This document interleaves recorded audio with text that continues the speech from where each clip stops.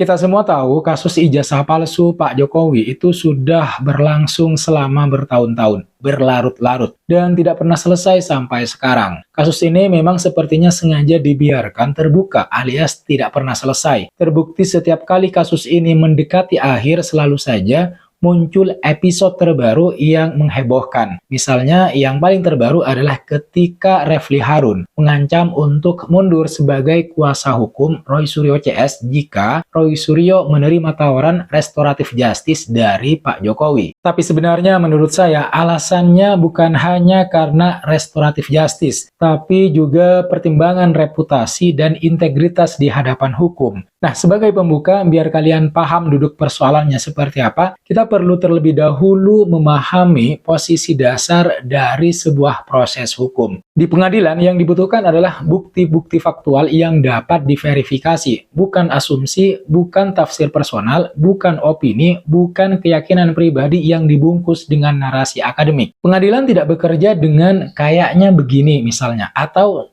saya merasa ini tidak matching, atau secara logika harusnya tidak seperti itu. Nah, pengadilan itu bekerja dengan bukti yang memenuhi syarat pembuktian. Maka disinilah problem paling mendasar muncul dalam kasus tuduhan ijazah palsu yang kembali diangkat oleh kelompok Roy Suryo CS. Tuduhan mereka, sebagaimana yang sudah kita tahu semua karena memang berseliweran di berbagai media sosial, lebih banyak bertumpu pada analisis subjektif atas dokumen-dokumen yang mereka lihat, bukan pada bukti faktual baru yang dapat diuji secara hukum. Sekali lagi, ini bukan soal membela siapa, bukan soal berpihak ke kubu mana, tetapi soal standar pembuktian yang berlaku dalam sistem hukum negara kita Indonesia. Coba kita bayangkan begini, misalnya kamu melihat sebuah foto ijazah orang, lalu menurut kamu tulisannya kayaknya beda font, atau kok formatnya seperti ini, bukannya seperti itu, atau tanda tangannya seperti tidak sama dengan sampel yang lain. Itu boleh saja menjadi kecurigaan awal, tapi tidak bisa langsung dijadikan bukti hukum. Yang dibutuhkan adalah verifikasi dari lembaga yang menerbitkan ijazah, ahli dokumen forensik atau dokumen pembanding resmi dari tahun yang sama. Intinya harus ada data keras, bukan sekedar interpretasi pribadi. Nah, masalahnya adalah sebagian besar argumentasi yang dibawa oleh kelompok Roy Suryo CS itu cenderung mengarah pada hasil pengamatan visual, analisis pribadi, atau intuisi teknis yang tidak didukung oleh proses verifikasi institusional. Ini bukan berarti mereka jahat, bukan berarti mereka berniat buruk. Bisa jadi mereka sungguh-sungguh percaya dengan apa yang mereka lihat. Tapi percaya itu berbeda jauh dengan membuktikan. Lalu ada nama Refly Harun, seorang figur publik, akademisi hukum, dan analis politik yang sudah lama dikenal luas oleh masyarakat. Orang yang selama ini tampil dengan citra objektif, rasional, serta mampu menjelaskan isu hukum dan politik dengan gaya sederhana tapi tajam. Nah, ketika sosok seperti Refly ini maju menjadi kuasa hukum dari kelompok yang tuduhannya masih dipertanyakan landasan faktualnya gitu. Nah, maka kemudian ini tentu memunculkan dilema. Bukan soal boleh atau tidak, karena dalam hukum setiap orang berhak untuk kemudian mendapatkan pembelaan. Tetapi soal risiko reputasi, seorang lawyer bisa menang atau kalah perkara itu udah biasa. Tapi seorang lawyer ikut memperjuangkan sesuatu yang memang sejak awal terlihat sangat lemah bukti faktualnya, nah itu yang bisa menjadi bumerang panjang. Disinilah kemudian muncul perdebatan, apakah sebaiknya Refly Harun ini tetap harus mendampingi atau justru perlu mengambil langkah elegan, mundur secara terhormat. Kita ambil contoh sederhana, seorang dokter profesional itu akan menolak melakukan tindakan-tindakan medis yang menurut standar ilmu kedokteran jelas tidak masuk akal. Meskipun pasien misalnya memaksa. Kenapa? Karena dokter punya reputasi, punya tanggung jawab profesi, dan etika keilmuan yang harus dijaga. Jika seorang pasien misalnya meminta prosedur yang salah kaprah,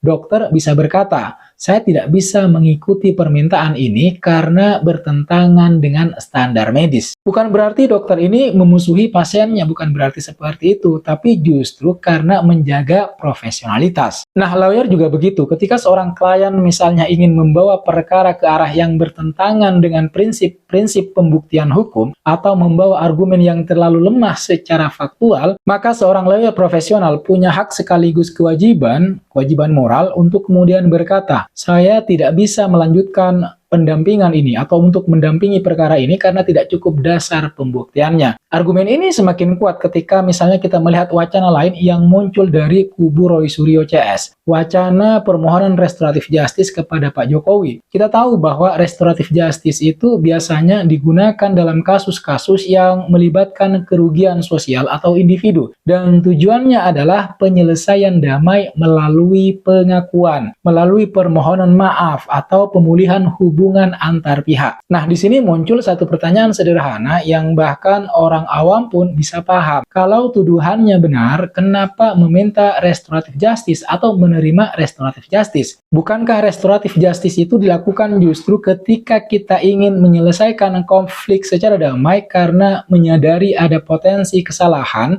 atau ketegangan yang ingin diringankan? Nah, di titik ini menurut saya posisi Refly Harun makin sulit. Bagaimana mungkin seorang kuasa hukum tampil dengan kepercayaan diri bahwa tuduhan kliennya kuat secara hukum, sementara kliennya sendiri itu kan membuka misalnya begitu, membuka opsi jalan damai yang biasanya muncul ketika posisi pembuktian sedang tidak kokoh. Ini seperti seseorang yang bilang yakin 100% benar, tapi di saat yang sama minta berdamai agar masalah tidak diperpanjang. Masyarakat tentu bisa melihat kontradiksi ini, dan sebagai lawyer, Refly ya pasti memahami bahwa narasi hukum tidak bisa dibangun di atas kontradiksi publik. Selain itu, seorang kuasa hukum akan dinilai dari bagaimana ia memilih kasus. Ketika seorang lawyer atau kuasa hukum terkenal menangani kasus besar yang bukti-buktinya kuat, maka reputasinya jelas semakin naik. Ketika ia menangani perkara yang kontroversial tapi punya argumen hukum yang solid, reputasinya juga bisa dihormati. Tapi ketika seorang lawyer justru mengambil kasus yang secara substansial terlihat rapuh dan berpotensi runtuh sejak awal, publik biasanya bertanya,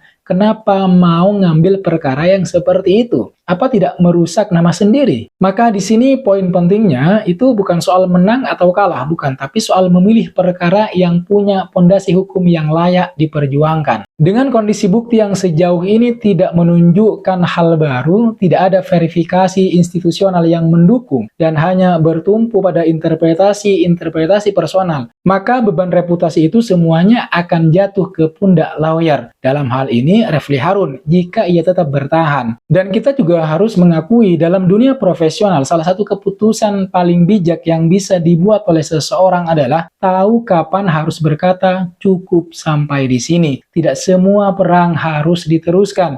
Tidak semua argumen harus dipaksakan. Tidak semua perkara harus dibawa ke tahap berikutnya. Apalagi kalau ada resiko besar bahwa nama baik, kredibilitas, dan integritas yang sudah dibangun bertahun-tahun bakal ikut terseret dan dipertanyakan. Mundur bukan berarti kalah. Mundur bisa berarti menjaga standar, menjaga prinsip, dan menjaga reputasi. Di mata publik tentu saja saya yakin Refly dikenal sebagai figur yang sering mengkritik pemerintah dengan argumentasi hukum yang logis dan berbasis data. Justru karena itulah ketika ia masuk ke perkara yang bukti faktualnya minim, publik melihat ketidaksesuaian antara brand intelektualnya dan perkara yang ia bela. Bayangkan bila pada akhirnya kasus ini tidak bisa dibuktikan secara hukum, maka mereka yang dari dulu menolak isu ini akan berkata, kan sudah dibilang dari awal tuduhannya tidak berdasar. Dan siapa yang paling terdampak? Bukan hanya yang menuduh, tetapi juga kuasa hukumnya yang selama ini menjadi wajah intelektual dari perjuangan tersebut. Ya, siapa lagi kalau bukan Refly Harun?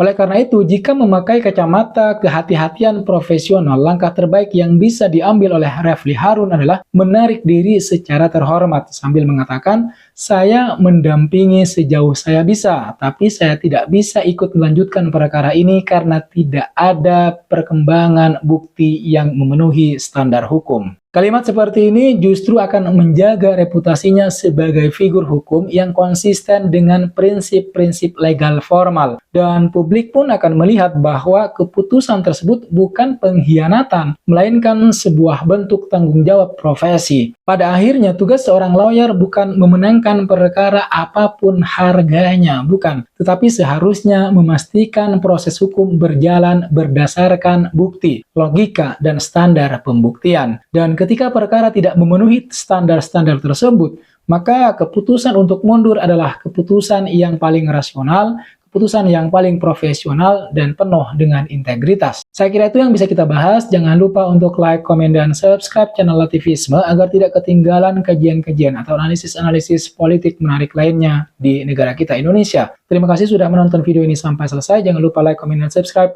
Nyalakan notifnya. I'll see you in the next video.